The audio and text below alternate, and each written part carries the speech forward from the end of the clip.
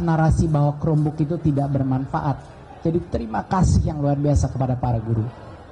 Dan yang terakhir juga terima kasih kepada para tokoh-tokoh masyarakat, guru-guru besar, pakar-pakar hukum, tokoh-tokoh anti korupsi yang semuanya menyuarakan kebenaran bukan untuk membela saya, tapi karena mereka cinta dengan negara ini. Mereka begitu sedih dengan cara penegakan hukum dalam negara ini, sehingga mereka menyuarakan suara mereka, mempertaruhkan kredibilitas mereka untuk negeri ini.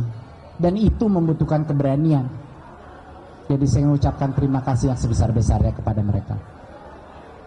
Saya rasa cukup dari saya, sekian.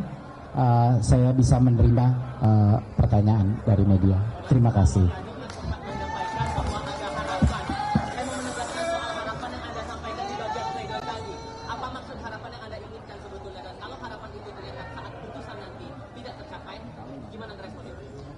Harapan saya hanya satu dari keputusan majelis, yaitu bebas murni.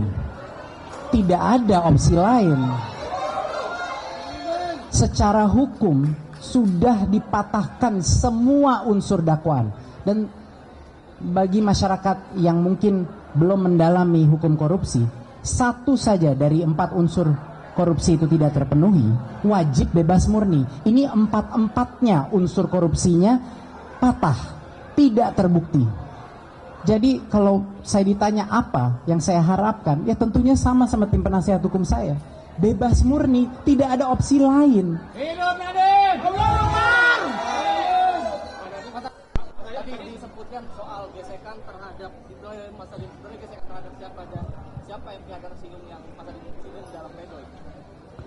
Iya, jadi seperti yang saya sudah pernah sampaikan sebelumnya, sebagai menteri saya melakukan berbagai macam hal, terutama dalam tata kelola administrasi pendidikan. Saya bukan hanya digitalisasi, tapi kebijakannya juga banyak yang menutup celah-celah korupsi di dalam kementerian. Nah, kenyataannya, waktu saya menteri saya pun tahu bahwa banyak sekali pihak-pihak yang sangat kuat di dalam yang tidak menginginkan itu terjadi. Tetapi saya tidak mengantisipasi bahwa gesekan itu bisa menjadi dendam besar.